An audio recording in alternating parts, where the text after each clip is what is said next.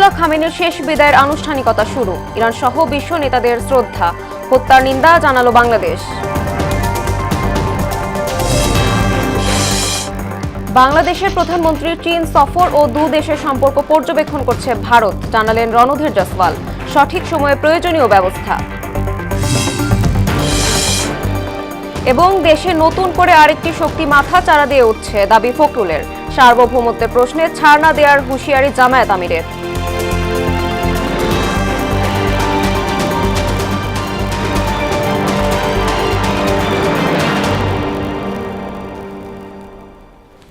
আসসালামু আলাইকুম, স্বাগত মোহনা সংবাদে। এতক্ষণ শুনছিলেন শিরোনাম, পুরো সংবাদের সঙ্গে আছি আমি সুমাইয়া সারা। খামেনির জানাজা দাফন প্রসঙ্গ।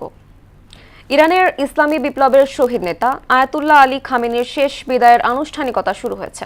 তেহরানের গ্র্যান্ড মোসাল্লায় ইরানি সহ বিদেশি অতিথি ও ধর্মীয় ব্যক্তিত্বরা তার প্রতি শ্রদ্ধা নিবেদন করছেন। গেল 28শে ফেব্রুয়ারি যুক্তরাষ্ট্র ইসরায়েলের যৌথ হামলার শিকার হন খামেনি। বিস্তারিত রুমার ডেস্ক রিপোর্টে। যুক্তরাষ্ট্র ও ইসরায়েলের যৌথ হামলায় নিহত ইরানের সাবেক সর্বোচ্চ নেতা আয়াতুল্লাহ আলী খামেনির কফিন প্রকাশ্যে এনেছে ইরান। দেশটির মাশহাদ শহরের ইমাম রেজা মাজারের একটি লাল পতাকা খামেনির কফিনের উপর বিছিয়ে দেওয়া হয়েছে। শোকাহত ইরানি জড়ো হয়েছেন সেখানে। তেহরানের গ্র্যান্ড মোসাল্লায় বিদেশি অতিথি ও ধর্মীয় ব্যক্তিরাও তার প্রতি শ্রদ্ধা নিবেদন করছেন। এর মধ্য দিয়ে তার দাফনের আগে শুরু হয়েছে দেশ জুড়ে শোক ও বিদায়ের আনুষ্ঠানিকতা। মৃত্যুর দীর্ঘ 4 মাস পর ইরানের সাবেক সর্বোচ্চ নেতা আয়াতুল্লাহ আলী খামেনির জানাজা ও দাফনের জন্য পুরোপুরি প্রস্তুত তেহরান। দীর্ঘায়িত আঞ্চলিক সংঘাত আর কঠোর নিরাপত্তার বেড়াজাল পেরিয়ে ইতিহাসের সবচেয়ে দীর্ঘ ও নজিরবিহীন রাষ্ট্রীয় বিদায়ের সাক্ষী হতে যাচ্ছে দেশটি। 4-5 জুলাই তেহরানের গ্র্যান্ড মোসাল্লা কমপ্লেক্সে সর্বসাধারণের শ্রদ্ধা নিবেদন শেষে সোমবার অনুষ্ঠিত হবে মূল জানাজা। কফিন নেওয়া হবে ইরাকের পবিত্র শহর নাজাফ ও কারবালাতেও। আগামী 9 জুলাই মাশহাদের পবিত্র ইমাম রেজা মাজারে চিরনিদ্রায় শায়িত হবেন এই বিশ্বনেতা। গেল 28 ফেব্রুয়ারি যুক্তরাষ্ট্র ইসরায়েলের যৌথ হামলায় খামেনি নিহত হওয়ার পর থেকেই থমথমে পুরো মধ্যপ্রাচ্য। তার শেষ বিদায়ে নেওয়া হয়েছে নজিরবিহীন নিরাপত্তা ব্যবস্থা। 6 দিনের এই আয়োজনে যোগ দেবেন দেশি বিদেশি প্রায় 3 কোটি মানুষ, যা ভেঙে দিতে পারে 1989 সালে আয়াতুল্লাহ খামেনির জানাজার ঐতিহাসিক রেকর্ডও। ইমাম হোসেনের মাজারের পবিত্র লাল পতাকায় মোড়ানো কফিনের দিকে তাকিয়ে এখনও অশ্রুসিক্ত ইরানবাসী। রুমা, মোহনা সংবাদ। এদিকে ইরানের প্রয়াত সর্বোচ্চ ধর্মীয় নেতা আয়াতুল্লাহ আলী খামেনিকে শেষ শ্রদ্ধা জানিয়েছেন বাংলাদেশের জাতীয় সংসদের স্পিকার হাফিজ উদ্দিন আহমেদ।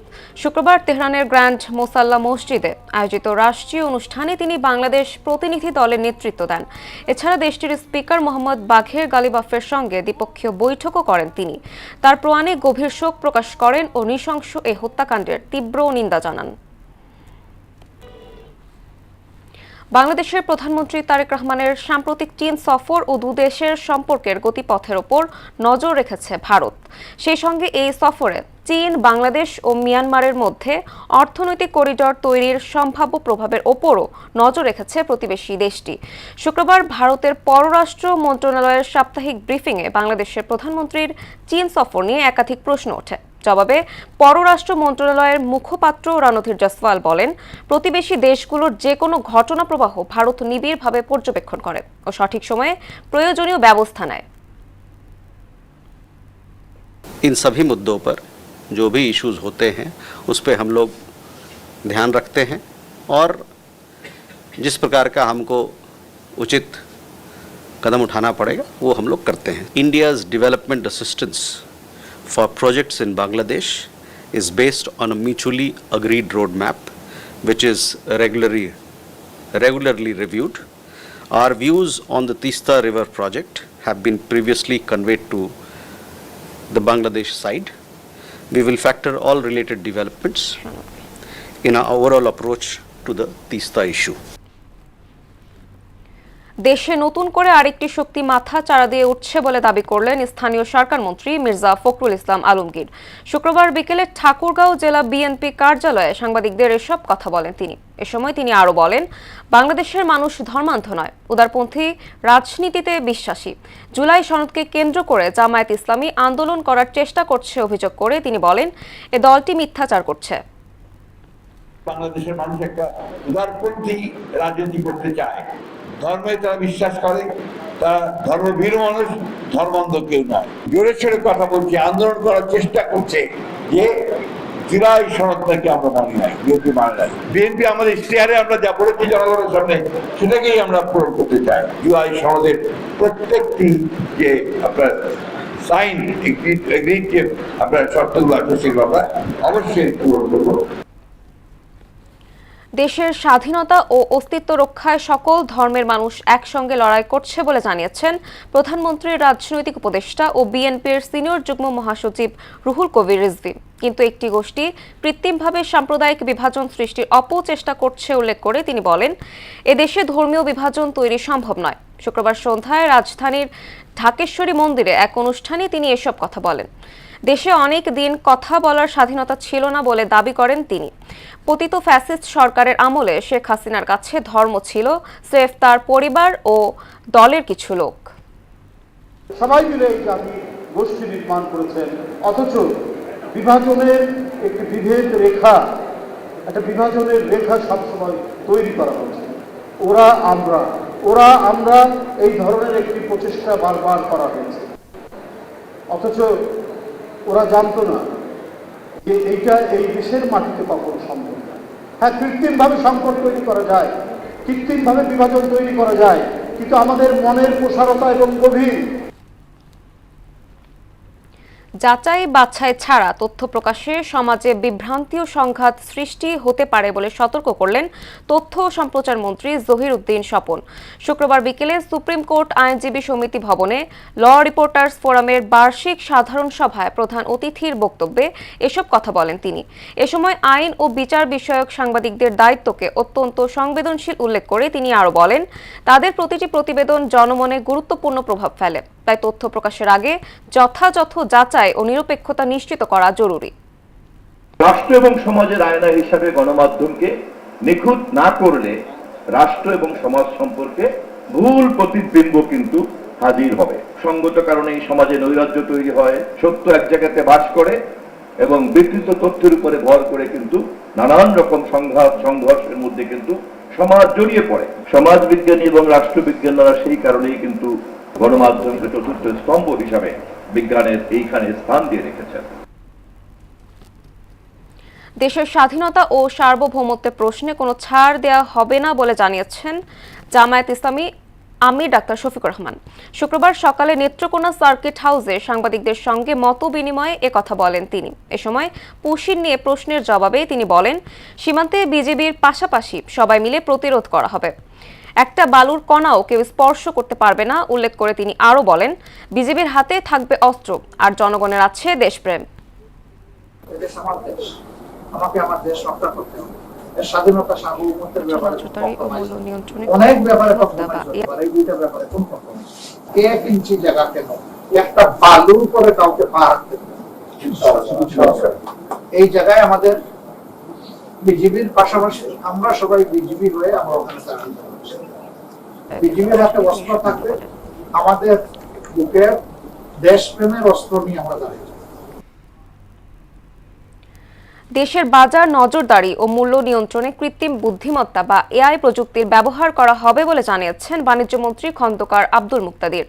প্রথম পর্যায়ে অতি সংবেদনশীল 30টি পণ্যকে এই প্রযুক্তির আওতায় এনে পর্যবেক্ষণ করা হবে বলে জানান তিনি। শুক্রবার বিকেলে সিলেট সদর উপজেলা অডিটোরিয়ামে আয়োজিত এক অনুষ্ঠানে তিনি এসব কথা বলেন। সেনসিটিভ যে সমস্ত পণ্য থাকে এরকম প্রায় 30টা পণ্য আমরা সিলেক্ট করেছি। আমরা একটা এআই মডেলের মাধ্যমে এই 30টা পণ্য আগামী দিনে আমরা মনিটরিং করব। অন্যান্য দেশে এই সমজাতীয় যেখানে কৃষি পণ্য উৎপাদিত হয় সেসব দেশে এই আলোচ্য বছরের ফলন কীরকম, এটা আমদানির প্রয়োজন কিনা, কোনো সময় এখানে ট্যাক্স কমানোর প্রয়োজন কিনা, এই পুরো জিনিসটি একটি এআই মডেলের মধ্যে আমরা নিয়ে আসতে চাই। দেশজুড়ে উদ্বেগজনক হারে বাড়ছে শিশু ধর্ষণ, হত্যা, নির্যাতন, সামাজিক অবক্ষয়, বিচারহীনতার সংস্কৃতি, আইনের দীর্ঘসূত্রতা ও অপরাধীদের রাজনৈতিক আশ্রয় প্রশ্রয়। এসব অপরাধ উস্কে দেয় বলে মনে করছেন অপরাধ বিশেষজ্ঞরা। আর নিয়ন্ত্রণে কঠোরভাবে আইনের প্রয়োগের পাশাপাশি সমন্বিত সামাজিক আন্দোলন প্রয়োজন বলে জানান গবেষকরা। নাদিম মোস্তফার ক্যামেরায় উষা ফেরদৌসের রিপোর্ট। এ বিশ্বকে এ শিশুর বাসযোগ্য করে যাব আমি, নবজাতকের কাছে এ আমার দৃঢ় অঙ্গীকার। কবি সুকান্ত ভট্টাচার্যের ছাড়পত্র কবিতায় উঠে এসেছে শিশুর বাসযোগ্য বিশ্বের স্বপ্ন, যেখানে পৃথিবী হবে শিশুদের, সব অন্যায় হবে পরাজিত। তবে বাস্তবতা ভিন্ন। সম্প্রতি শিশু ধর্ষণ, সংঘবদ্ধ ধর্ষণ এবং ধর্ষণের পর হত্যার মতো ঘটনাগুলো জনমনে গভীর উদ্বেগ ও ক্ষোভের সৃষ্টি করেছে। অবশ্যই উদ্বেগ আছে, আর রাষ্ট্রের কাছে চাই যে এই ঘটনা যদি ভবিষ্যতে না হয় এবং সুষ্ঠু বিচার হইতো। প্রতিটা ঘটনা যেই অপরাধ করুক তার বিচার যদি হয় তাহলে অবশ্যই ঘটনাগুলো কমে আসবে, আর যদি বিচার না হয় তাহলে কিন্তু এই ঘটনা বাড়তে থাকবে। আমি যে সকালবেলা মেয়েদেরকে স্কুলে দিয়ে পরে চাকরিতে যাই, চাকরিতে আসার সময় আবার নিয়ে আসি। বেসরকারি সংস্থা আইন ও সালিশ কেন্দ্র আশোকের পরিসংখ্যান মতে 2021 থেকে 2025 সাল পর্যন্ত দেশে প্রতি বছর গড়ে প্রায় 449টি শিশু ধর্ষণের শিকার হয়েছে। বছর ভিত্তিক পরিসংখ্যানে দেখা যায় 2026 সালে 94টি, 2025 সালে 456টি, 2024 সালে 234টি, 2023 সালে 314টি, 2022 সালে 561টি এবং 2021 সালে 774টি শিশু ধর্ষণের ঘটনা ঘটেছে। এর কারণ হিসেবে গবেষণায় তুলে ধরা হয়েছে মাদকাসক্তি, বিচারহীনতা এবং আইনের দীর্ঘসূত্রতা, বছরের পর বছর মামলা ঝুলে থাকা, দুর্বল তদন্ত এবং উপযুক্ত প্রমাণের অভাবে অপরাধীদের জামিনে বেরিয়ে আসা, ইন্টারনেট পর্নোগ্রাফি, পারিবারিক ও সামাজিক মূল্যবোধের অবক্ষয়। শিশু সুরক্ষা কেবল একটি নীতিগত প্রতিশ্রুতি নয়, বরং এটি রাষ্ট্রের একটি সাংবিধানিক দায়িত্ব, একটি মৌলিক মানবাধিকার বাধ্যবাধকতা। যারা অপরাধ করুক না কেন, তাদের ফ্যামিলি তাদেরকে প্রোটেক্ট করার জন্য উঠে পড়ে লাগতেছে। একজন মেয়েকে রেপ করা হচ্ছে, তাকে কাটা হচ্ছে, তাকে টুকরা টুকরা করা হচ্ছে, সেই লোককে আবার সে পালিয়ে যেতে এখানে হেল্প করেছে। তার মানে আমরা দেখতে পাচ্ছি এখানে অনেকগুলো এখানে কারণ। একদিকে হচ্ছে প্রপারলি জাস্টিস এনশিওর না করা, এরপর হচ্ছে তাদের পিছনে অনেকগুলো মামলা থাকা, ড্রাগস একটা অ্যাডিকশনের একটা বিষয় থাকে, পরবর্তীতে সোসাইটাল একটা ইম্প্যাক্ট, এটা কিন্তু কখনো আপনি ফেলতে পারবেন না। রাষ্ট্র ও সমাজের দায়িত্ব হলো এই ভুক্তভোগীদের পরিবারগুলোকে সম্পূর্ণ আইনি, মানসিক এবং পুনর্বাসন সহায়তা প্রদান করা। ফ্যামিলি থাকবে, সোসাইটি থাকবে, রাষ্ট্র থাকবে, আইন শৃঙ্খলা বাহিনী থাকবে, এমন একটা হোলিস্টিক অ্যাপ্রোচ ডেভেলপমেন্ট করা উচিত, যেটার পরিপ্রেক্ষিতে এই অপরাধগুলো সহজে নিয়ন্ত্রণ করা সম্ভব। উষা ফেরদৌস, মোহনা সংবাদ। পুলিশের আন্তরিকতার পরও জনবল সংকটে ঠেকানো যাচ্ছে না রাজধানীর অপরাধ প্রবণতা। মধ্যরাত থেকে শুরু করে দিনের আলোতেও ছিনতাই, অরাজকতার ঘটনায় উদ্বিগ্ন নগরবাসী। পুলিশ বলছে বিদ্যমান জনবল দিয়ে 3 কোটি মানুষের নিরাপত্তা দেওয়া চ্যালেঞ্জিং। আর অপরাধ বিশ্লেষকদের মতে আইন শৃঙ্খলা বাহিনীতে সদস্য সংখ্যা বাড়ানোর পাশাপাশি কৌশলভিত্তিক পুলিশিং জরুরি। নাজমুল ইসলামের প্রতিবেদন। এমন অসংখ্য ঘটনাই ঘটে মধ্যরাতে, যেমন মোহাম্মদপুরে বাসার ফটকের সামনে ছিনতাইয়ের শিকার মা এবং মেয়ে। চাপাতি দিয়ে ভয় দেখিয়ে এই 2 নারীর লাগেজ, ব্যাগ ও জিনিসপত্র ছিনিয়ে নেয় সন্ত্রাসীরা। এমনকি দিনের আলোতেই দেখা যায় অপরাধ প্রবণতা। দুর্বৃত্তের ধারালো অস্ত্রের সামনে অসহায় হয়ে পড়েন নগরবাসী। রাজধানী ঢাকার বর্তমান জনসংখ্যা 3 কোটি 66 লাখ। তবে এই বিশাল জনগোষ্ঠীর নিরাপত্তার দায়িত্বে আছেন মোটে 34,000 পুলিশ। ফলে অপরাধ নিয়ন্ত্রণে প্রয়োজনীয় টহলের শুধুমাত্র 15% নিশ্চিত করা যাচ্ছে। আইন শৃঙ্খলা বাহিনীর আন্তরিকতার পরও স্পষ্ট হয়ে উঠছে সীমাবদ্ধতা।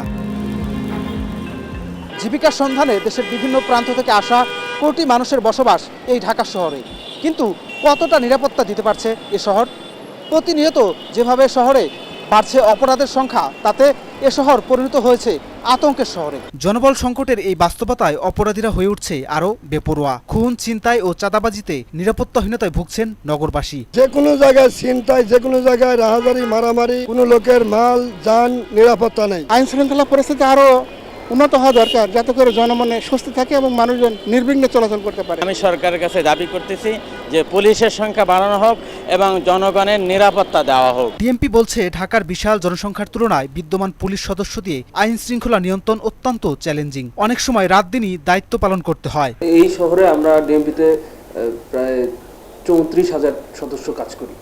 তো 3 কোটি জনসংখ্যার বিপরীতে 34,000 খুবই অপ্রতুল। যেহেতু আমাদের জনবল কম, তো এই কারণে সময় 24 ঘন্টার অনেক সময়টা আমাদের আসলে কাজেই ব্যয় হয়ে যায়। অপরাধ বিশেষজ্ঞরা বলছে পুলিশের জনবল ঘাটতি অপরাধ নিয়ন্ত্রণে বড় বাধা। একটা বড় সংখ্যক মানুষকে নিয়ন্ত্রণ করার জন্য অনুপাত অনুযায়ী যখন একজন পুলিশ সদস্য থাকে, একজন পুলিশ সদস্যের পক্ষে তো এই পরিস্থিতি নিয়ন্ত্রণ করাটা কঠিন। এই সুযোগটা অপরাধীরা গ্রহণ করে থাকে যে অপরাধ করলে বা অপরাধ সংগঠিত হলে বা অপরাধীরা নানাভাবে সক্রিয় হলে পুলিশের পক্ষে সেটা সকল ঘটনা সমানভাবে নিয়ন্ত্রণ করা, প্রতিরোধ করা কিংবা পুলিশের পক্ষ থেকে প্রোঅ্যাক্টিভ হয়ে কাজ করার সেই পরিস্থিতিটা সম্ভব হয় না। আবার প্রযুক্তির অবাধ প্রবাহে পাল্টে গেছে অপরাধের ধরন। খুন, ছিনতাইয়ের পাশাপাশি সাইবার অ্যাটাকের মতো ঘটনাও ঘটছে। এক্ষেত্রে জনবল বাড়ানো ছাড়াও কৌশল ভিত্তিক পুলিশিংয়ের উপর গুরুত্ব দেন এই অপরাধ বিশ্লেষক। আমরা চাই যে পুলিশের জনবল বাড়াক এবং ঢাকার শহরের অপরাধ পরিস্থিতি কিংবা অপরাধ বাস্তবতা অনুযায়ী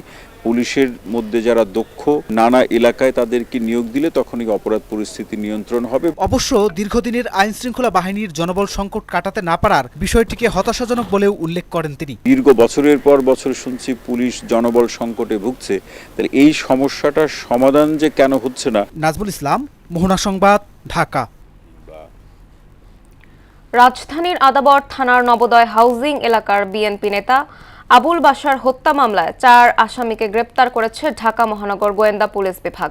গ্রেফতারকৃতরা হলেন রিপন নীরব, মজনু মিয়া ও মিজানুর রহমান। বৃহস্পতিবার রাতে ময়মনসিংহের ঈশ্বরগঞ্জ উপজেলার সাহেবনগর এলাকায় অভিযান চালিয়ে তাদের আটক করা হয়। প্রাথমিক জিজ্ঞাসাবাদে জানা যায়, বিশ্বকাপ ফুটবল উপলক্ষে ব্রাজিল জাপান ম্যাচ দেখা ও বাঁশি বাজানোকে কেন্দ্র করে শুরু হওয়া বিরোধের জেরেই এ হত্যাকাণ্ডের ঘটনা ঘটে। রাজধানীর আদাবর থানা এলাকায় একটি হত্যাকাণ্ডের ঘটনায় জড়িত থাকার অভিযোগে 4 আসামিকে গ্রেপ্তার করেছে ঢাকা মহানগর গোয়েন্দা পুলিশ ডিবি। বৃহস্পতিবার 2রা জুলাই রাত অনুমানিক 9:20 ঘটিকা ময়মনসিংহ জেলায় ঈশ্বরগঞ্জ থানাধীন সাহেবনগর এলাকায় অভিযান পরিচালনা করে তাদেরকে গ্রেপ্তার করা হয়। রাজধানীতে অভিযান চালিয়ে রেকর্ড পরিমাণ সীসা ও সরঞ্জাম সহ চক্রের 3 সদস্যকে গ্রেপ্তার করেছে মাদক দ্রব্য নিয়ন্ত্রণ অধিদপ্তর। সকালে মাদক দ্রব্য নিয়ন্ত্রণ অধিদপ্তর ডিএনসিতে এক সংবাদ সম্মেলনে এ তথ্য জানানো হয়। এতে বলা হয়, ডিজিটাল প্ল্যাটফর্ম ও কুরিয়ার সার্ভিস ব্যবহার করে চলছে মাদকের কারবার। দীর্ঘদিন ধরে ডিজিটাল মাধ্যমকে হাতিয়ার করে অভিনব কায়দায় সীসার ব্যবসা চালিয়ে আসছিল চক্রটি। এমদাদুল হক খানের প্রতিবেদন। সম্প্রতি রাজধানীর বিভিন্ন সীসাবারে অভিযান চালায় মাদকদ্রব্য নিয়ন্ত্রণ অধিদপ্তর। অভিযানে সিলগালা করা হয় সীসাবারগুলো, তবে তাতেও থেমে থাকেনি সীসা ব্যবসা। সীসাবার বন্ধের পর অনলাইন প্ল্যাটফর্মে সীসা ব্যবসা শুরু করে একটি চক্র। শুক্রবার সকালে রাজধানীর সেগুনবাগিচায় নিজ কার্যালয়ে এক প্রেস ব্রিফিংয়ে এমন তথ্য জানায় মাদকদ্রব্য নিয়ন্ত্রণ অধিদপ্তর। প্রথমে কৌশলে 1 কেজির চালান জব্দ, পরে সেই সূত্র ধরে প্রায় 66 কেজি সীসা উদ্ধার করতে সক্ষম হয় সংস্থাটি। এতে 41টি হুক্কা, 40 কেজি কয়লা এবং 5টি মোবাইল ফোন সহ গ্রেপ্তার করা হয় 3 জনকে। আমরা বিভিন্ন অ্যানালাইসিস করে, পর্যবেক্ষণ করে, পরিদর্শন করে আমরা প্রথমে একটা 1 কেজির একটা সীসার চালান জব্দ করা হয়। এই 1 কেজি সীসার চালান থেকে ক্লু ধরে পর্যায়ক্রমে আমাদের মোট আপনার এখানে 65 কেজি 900 গ্রাম সীসা জব্দ করা হয়েছে। এই মাদক ব্যবসার সাথে কার্যক্রমের সাথে সম্পৃক্ত 3 জনকে গ্রেপ্তার করতে সম্ভব হয়েছে। এই গোয়েন্দা কর্মকর্তা জানান, গ্রেপ্তারকৃতদের মধ্যে যমজ 2 ভাই সীসা ব্যবসার কৌশল ইরান থেকে শিখে আসে। পরে কুরিয়ারে ও বিভিন্ন বাহকের মাধ্যমে অল্প অল্প করে দেশে আনা হয় সীসার সরঞ্জাম। আমরা যে 2 জন সহোদরের কথা বলছি, তারা দীর্ঘদিন একটা দেশে ছিল, ইরানে ছিলেন। তারা ওখান থেকে এই ব্যবসা পর্যবেক্ষণ করেছেন। তারা ওখান থেকে এই ব্যবসাটা কিভাবে পরিচালনা করতে হয় সেটা শিখে তারা বাংলাদেশে এসে এই ব্যবসাটা চালাচ্ছিল। সংস্থাটি জানায়, দেশে জম্বি মাদক নিয়ে নতুন করে আতঙ্ক দেখা দিয়েছে। শিগগিরই মাদক ব্যবসায়ীদের তালিকা ধরে সারা দেশে চালানো হবে অভিযান। আমাদের পার্শ্ববর্তী দেশ এবং অনেক জায়গায় দেখা যাচ্ছে এই জম্বির বিষয়টা। তো এইটা আমাদের নজরে আসছে, আমরা এটা নিয়ে কাজ করছি। এমদাদুল হক খান, মোহনা সংবাদ, ঢাকা। মাদকের বিরুদ্ধে কঠোর হুঁশিয়ারি দিয়েছেন পানি সম্পদ মন্ত্রী শহীদ উদ্দিন চৌধুরী অ্যানি। এ সময় তিনি বলেন, গত 17 বছরে আওয়ামী লীগ আমলের ধারাবাহিকতায় কেউ মাদকের ব্যবসা করলে আইন শৃঙ্খলা বাহিনী কঠোর আইনগত ব্যবস্থা নেবে। শুক্রবার লক্ষ্মীপুরে এক সংক্ষিপ্ত সভায় তিনি এসব কথা বলেন। নারী বান্ধব হিসেবে এ সরকার তাদের উন্নয়নে কাজ করছে বলেও দাবি করেন পানি সম্পদ মন্ত্রী। 17 বছরের আওয়ামী লীগের ধারাবাহিকতায় কেউ যদি মাদকের ব্যবসা করে, ওসি সাহেব একটু আগে বলছি, ওসি সাহেব বা পুলিশ আইন শৃঙ্খলা বাহিনী তাদের কাজ করে, এগুলা ছাড়ে দাও, না ছাড়লে কেউ যদি গর্তে পড়ে যায় সেখান থেকে উদ্ধার করার কোনো লোক থাকবে। নারী বান্ধব হিসাবে যে দায়িত্বটুকু নিয়ে সরকার কাজ করতেছে, একমাত্র কারণ হইল সরকারের এই সহযোগিতার কারণে তার ছেলে তার মেয়েটা যদি শিক্ষায় শিক্ষিত হয়, পুরা জাতিটা শিক্ষিত হবে না। সারা দেশে গেল 24 ঘন্টায় হাম ও উপসর্গে আরও 5 শিশুর মৃত্যু হয়েছে। এ সময় আক্রান্ত হয়েছেন 1107 জন। এ রোগে মোট মৃত্যুর সংখ্যা বেড়ে দাঁড়িয়েছে 636-এ। এছাড়া 15 মার্চ থেকে এ পর্যন্ত নিশ্চিত হাম রোগীর সংখ্যা বেড়ে দাঁড়িয়েছে 12,425 জন। বিকেলে স্বাস্থ্য অধিদপ্তরের নিয়মিত প্রতিবেদনে এ তথ্য জানানো হয়েছে। আবারও খেলার খবর, ক্রিকেট। ক্রীড়া প্রতিভা অন্বেষণের দ্বিতীয় সিজনের কাজ দ্রুতই করা হবে বলে জানিয়েছেন ক্রীড়া ও যুব প্রতিমন্ত্রী আমিনুল হক। বিকেলে বনানী খেলার মাঠে শাহ সিমেন্ট ইমা কাপ ফুটবল টুর্নামেন্টে এ তথ্য জানান তিনি। এ সময় তিনি আরও বলেন, সর্বস্তরে খেলার প্রসার ঘটাতে সাংবাদিক সহ পেশাজীবীদের জন্য পরিকল্পনা রয়েছে। এদিন গ্রুপ পর্বের চতুর্থ ম্যাচে ইটিভিকে হারিয়েছে মোহনা টেলিভিশন। এ নিয়ে গ্রুপ পর্বে টানা তৃতীয় জয় পেল জনপ্রিয় এ স্যাটেলাইট চ্যানেল। মনিরুল ইসলামের প্রতিবেদন। আক্রমণ পাল্টা আক্রমণে শেষ হলো শাহ সিমেন্ট ইমা মিডিয়া কাপ ফুটবল টুর্নামেন্টের তৃতীয় দিনের খেলা। এদিন বিকেলে উত্তেজনাপূর্ণ এই খেলা উপভোগ করতে আসেন ক্রীড়া ও যুব প্রতিমন্ত্রী আমিনুল হক। এই আয়োজনের সভাপতিত্ব করেন ইলেকট্রনিক মিডিয়া মার্কেটিং অ্যাসোসিয়েশনের সভাপতি তসলিম চৌধুরী। আমরা ইমার পক্ষ থেকে মাননীয় মন্ত্রী মহোদয়কে ধন্যবাদ জানাচ্ছি। উনি কষ্ট করে এই টুর্নামেন্টে এসে আমাদের যে একটু সময় দেওয়ার জন্য। এ সময় খেলোয়াড়দের সঙ্গে শুভেচ্ছা বিনিময় করে তাদের সফলতা কামনা করেন ক্রীড়া প্রতিমন্ত্রী। নিজেও দেন গোলবারে শট। তুলে ধরেন ক্রীড়াক্ষেত্রের উন্নয়নে তার সরকারের নানান পরিকল্পনা। দ্বিতীয় আসর শুরুর কার্যক্রম ইতিমধ্যে শুরু করেছি। ইতিমধ্যে অনলাইন রেজিস্ট্রেশন কার্যক্রম শুরু হয়েছে। আমাদের আগস্ট মাস পর্যন্ত এই অনলাইন রেজিস্ট্রেশন চলবে এবং সেপ্টেম্বরের ফার্স্ট উইকে ইনশাআল্লাহ আমাদের মাননীয় প্রধানমন্ত্রী সম্মতি জ্ঞাপনের মাধ্যমে ইনশাআল্লাহ আমরা আমাদের দ্বিতীয় আসর নতুন করে স্পোর্টস শুরু হবে। ক্রীড়া প্রতিমন্ত্রী বলেন, শুধু খেলোয়াড় তৈরি নয়, পেশাদারদের জন্যও নেওয়া হবে বিশেষ ব্যবস্থা। বিশ্বকাপ ফুটবল উপলক্ষে না, আপনারা একটি ক্যালেন্ডার করে নেন যে আপনারা বছরের কোন কোন সময় এই ধরনের টুর্নামেন্টটি করতে চান। ইনশাআল্লাহ আমার পক্ষ থেকে, আমার মন্ত্রণালয়ের পক্ষ থেকে সার্বিকভাবে সহযোগিতা থাকবে। এদিকে টুর্নামেন্টের শুরু থেকে দুর্দান্ত খেলা উপহার দেয় মোহনা টেলিভিশন। গ্রুপ পর্বের 4 ম্যাচের 3টিতেই জয়লাভ করে টিম মোহনা। শেষ ম্যাচে ইটিভিকে 1-0 গোলে হারিয়েছে মোহনা টেলিভিশন।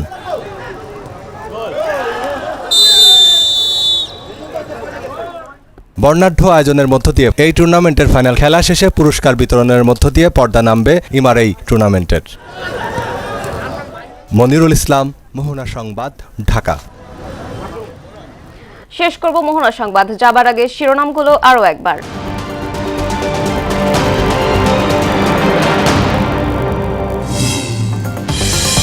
বিশ্বকাপে ভোরে বর্তমান বিশ্ব চ্যাম্পিয়ন আর্জেন্টিনা ও নবাগত কেপ ভার্দের বাঁচা মরার লড়াই। সকালে অস্ট্রেলিয়ার প্রতিপক্ষ মিশর।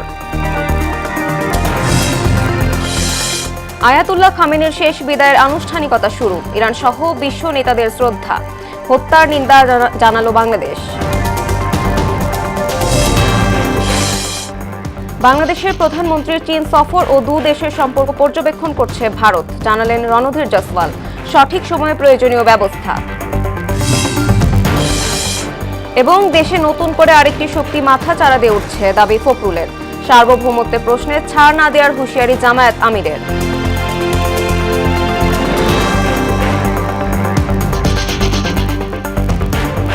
এই ছিল মোহনার সংবাদে।